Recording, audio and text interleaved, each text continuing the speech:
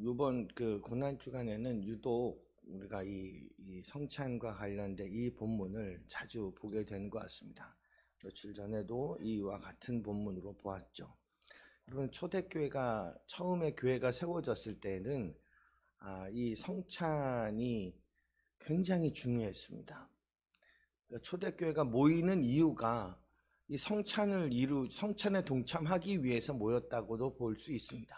그래서 성경에도 보면 떡을 떼려고 모였다라는 표현들이 곳곳에서 사도행전 곳곳에서 등장하게 됩니다.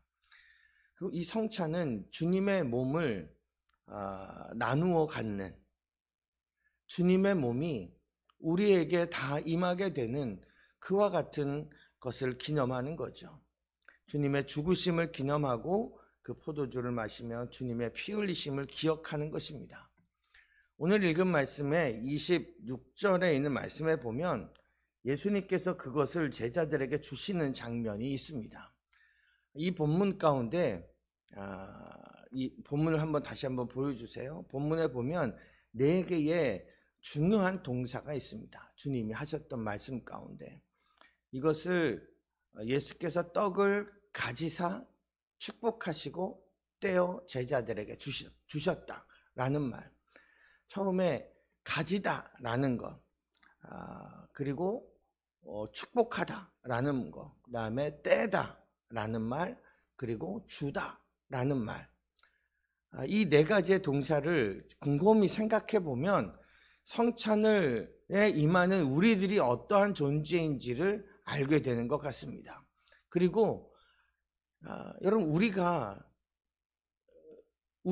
예수님의 몸이잖아요. 몸된 교회라고 이야기를 하잖아요. 그러니까 우리가 곧 예수님의 몸이거든요. 예수님의 몸이 우리에게 나누어져서 우리가 예수님의 몸이 되고 우리가 교회가 되고 하는 것이지요. 그래서 오늘 이곳을 통해서 이 성찬을 받는 성도들이 어떠한 존재인지를 다시 한번 기억했으면 좋겠습니다.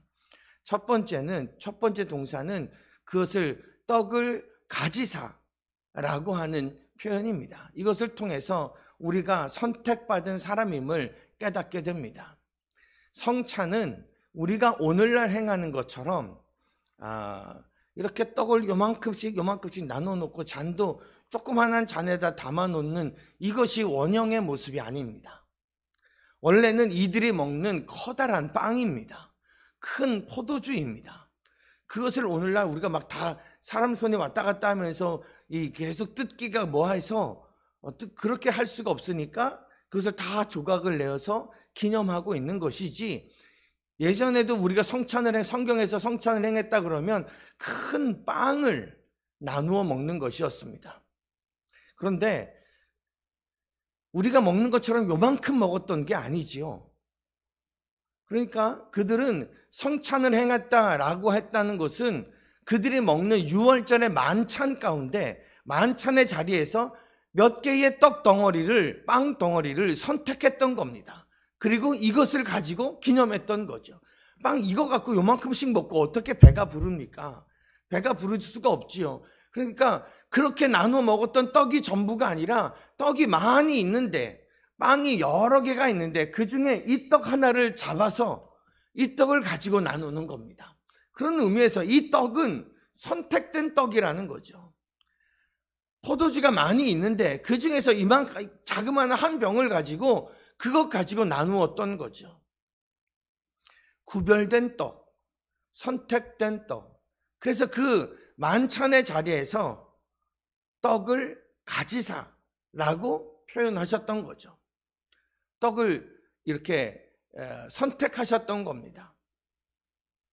여러분, 우리들도 하나님의 선택된 떡 덩어리라고도 볼 수 있습니다. 우리가 우리를 스스로를 어떻게 생각하는지에 사실 별로 중요하지 않게 하나님은 우리를 선택하신 분이십니다. 내가 나를 보기에 참 보잘것없고 심지어 옛날에는 보잘것이 있었는데 지금은 나이 들고 뭐하고 뭐 가진 것 없고 이래서 참 쇠약해져 간다 할지라도 하나님 보시기에 우리는 선택받은 사람이라는 거죠. 사탄이 우리를 정죄하는 가장 큰 무기가 뭔지 아십니까? 우리의 존재 자체를 없게 만들고 존재 자체를 무의미하게 생각하게 만드는 것입니다. 사탄의 무기가 죽음이고 사탄의 무기가 우리의 자존감을 낮추는 것입니다. 나 같은 것이 뭘 할 수 있겠어? 라고 생각하는 것. 아니요, 우리는 선택받은 하나님의 자녀라는 것입니다. 예수님께서 성찬을 행하시며 자신의 죽으심을 그리고 그것의 의미를 알려주기를 원하셨던 거죠. 그 과정 속에서 떡을 먼저 선택하시고 이것이 나다, 이것이 내 피다, 이것이 내 몸이다 말씀하셨다는 겁니다. 그것을 통해서 우리가 하나님의 선택받은 사람임을 기억할 필요가 있다는 거죠. 또 한 가지, 그렇게 선택된 떡을 가지고 그 다음에 주님이 무엇을 하시냐면 선택한 그 떡을 가지고 축복하십니다. 주님께서 저와 여러분을 자신의 자녀로, 하나님의 자녀로 선택하신 이후에 제일 먼저 하신 일도 축복하시는 일입니다. 창세기에 하나님이 아담과 하와를 만드시고 그들을 축복하시며 땅에서 생육하고 번성하고 이 땅을 다스리라 라고 말씀하셨습니다. 유대인들이 아이가 태어나면 가장 먼저 하는 일이 축복하는 일입니다. 그리고 아이가 학교에 입학하면 가장 또 하는 일이 축복하는 일입니다. 아이가 먼 여행을 떠나도 축복하고 이 자녀가 결혼을 해도 축복하고 아이를 낳아도 축복하고 심지어 이 부모가 죽으면서도 유언을 남기며 축복 기도를 합니다. 그것이 유대인의 전통이기도 합니다. 우리는 축복받은 사람이며 또한 축복하는 사람이 될 수 있어야 합니다. 예수님께서 떡을 가지시고 많은 떡 가운데 이 떡을 한 덩어리를 택하지요. 그리고 나서 이 떡에 축복을 합니다. 복을 빌지요. 이 떡을 나눌 사람들에게도 복을 빕니다. 우리들도 축복받은 사람으로서 또한 축복하는 사람이 될 수 있어야 합니다. 자녀나 내 남편이나 아내나 내 주변 이웃이나 내 부모를 향해서 축복하신 적이 있습니까? 복을 빈 적이 있습니까? 그냥 잘 되기를 바라는 것, 그것 말고 하나님의 복이 이들 가운데 임하기를 기원한 적이 있으십니까? 우리는 남편과 아내를 축복할 수 있습니다. 복을 주시는 것과 축복은 좀 다릅니다. 축복이란 복을 비는 것입니다. 복을 비는 것은 여러분 우리가 다 할 수 있습니다. 복을 주시는 분은 하나님이셔서 나는 복을 못 줄 수도 있습니다. 그래서 우리가 축복하는 거죠. 하나님의 이름으로 하나님 내 자녀에게 주의 복이 임하기를 원합니다. 우리의 자녀의 앞길을 지켜주시기를 원합니다. 먼 길을 떠납니다. 결혼을 앞두고 있습니다. 큰 시험을 앞두고 있습니다. 때로는 주님 내가 이제 생명을 거두려 합니다. 우리의 남겨진 자녀들에게 하나님의 복이 임하기를 원합니다. 라고 기도할 수 있어야 된다는 거죠.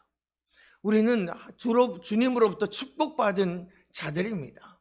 우리의 복이 그 다음으로 흘러갈 수 있도록 우리의 복을 나눌 수 있는 자들이 되어야 되는 거죠. 또 한 가지, 예수님께서 성찬의 떡을 선택하시고 축복하시고 그 다음에 하신 일이 있습니다. 떡을 떼는 일입니다. 영어 성경에 보면 이것이 브로크로 되어 있습니다. 이들은 빵이니까요. 그 빵을 부러뜨리는 것입니다. 빵을 꺾는 것이죠. 그게 떡이라고 표현이 되어서 그것을 한국말로는 그것을 떼다, 떡을 띄었다 라고 설명을 합니다. 그 떡을 깨뜨리신 거죠. 왜 이 깨뜨림이 필요할까요? 떡을 안 떼면 안 될까요? 여러분, 떡을 떼어야 그 다음에 나오는 나눔을 할 수 있기 때문에 그렇습니다. 깨뜨림, 내 삶에서 떼어져 나간다, 깨진다 라고 하는 것은 아픔입니다. 떡을 떼면 상처가 남습니다. 우리의 인생 속에서 뭔가 떨어져 나간다고 하는 것은 상처임을 보여주는 거죠. 그러나 그 상처가 없으면 나눌 수가 없습니다. 더 큰 기쁨을 얻을 수가 없는 거죠. 구약 성경의 사사기에 보면 기드온이라고 하는 한 사사가 등장합니다. 미디안과 싸울 때에 처음에 기드온은 겁쟁이였습니다. 그래서 막 숨어 있고 그랬습니다. 숨어서 몰래 곡식, 미디안 사람들한테 안 뺏기려고 곡식은 몰래 까서 자기 것만 이렇게 먹던 그런 사람이었습니다. 근데 그런 사람에게 하나님이 임해서 그를 변화시켰습니다. 그리고 나서 그 사람들과 함께 미디안의 진영을 먼저 공격하게 하셨죠. 그때의 작전 가운데 한 가지가 뭐였냐면 항아리 작전이 있었습니다. 그 한쪽에는 항아리를 들고 한쪽에는 횃불을 들고, 그런데 기습을 해야 되니까 이 횃불을 항아리 안에 이렇게 감추고 있다가 그 항아리를 깨뜨려서 갑자기 밝게 하고 소리를 질러서 그 미디안 사람들이 우왕좌왕할 때 그 전쟁에서 이기게 했던 거죠. 그 항아리를 안 깼으면 횃불이 드러나지 않는 겁니다. 예수님이 십자가에 오르시기 전에 마리아라고 하는 제자가 자신의 향유 옥합이란 이런 이 그릇을 이야기하는 거죠. 그 옥합을 깨뜨립니다. 그래서 나드라고 하는 그 좋은 향유가 그 집안에 가득한 향기가 가득하게 되었음을, 이 여인이 그렇게 하는 모습을 통해서 이 여인한테 낭비했다고 뭐라고 하지 말아라, 이 여인은 지금 나의 죽음을 미리 준비하는 것이다 라고 어딜 가든지 이 여인의 이 행위를 기억하라고 말씀하셨던 거죠. 깨뜨려야 향기가 나는 것입니다. 깨뜨려야 빛을 발할 수가 있는 것입니다. 우리는 내 삶에 깨어지는 것, 내 떡이 떨어져 나가는 것 참 불편하고 안타깝고 속이 상할 수도 있지만, 그러나 그것을 통해서 향기가 드러나고 주변에 하나님이 나타나지고 예수 그리스도가 나타날 수 있다는 것을 우리가 잊지 말아야 합니다. 그런 의미에서 필요한 상처입니다. 적절한 상처일 수 있습니다. 예수님께 십자가는 상처입니다. 자신의 몸을 떼는 일입니다. 자신의 피를 흘리는 일입니다. 그럼에도 불구하고 그 십자가 덕분에 우리가 하나님의 자녀가 된 것 아닙니까? 그 십자가로 말미암아 우리가 이처럼 주 앞에 나와 하나님을 아버지라고 부를 수 있게 되었던 거죠. 저와 여러분에게도 때로는 그런 의미에서 십자가가 필요합니다. 삶을 떼어내는 일이 필요합니다. 그걸 통해서 하나님이 드러날 수 있기 때문에 그렇습니다. 또 한 가지의 동사를 살펴보면 남은 동사가 떡을 떼어 나누어 주었다는 것입니다. 그렇게 부러뜨린 떡, 깨뜨린 떡, 뗀 떡, 그 떡을 제자들에게 나누어 주셨습니다. 그리고 이것을 받아 먹으라, 이것이 나의 몸이다 라고 말하는 거죠. 자신의 몸을 나누었다는 얘기는 무슨 살덩어리만 나누고 그 다음에 피는 그 다음에 꼭 포도주에 속해 있고 이것만을 의미하는 것이 아니지요. 자신의 몸을 나누었다는 것은 자신의 자체를 나누었다는 것을 의미합니다. 여러분, 우리도 나누는 것이 필요합니다. 그래야 예수 그리스도가 드러납니다. 그래야 드러납니다.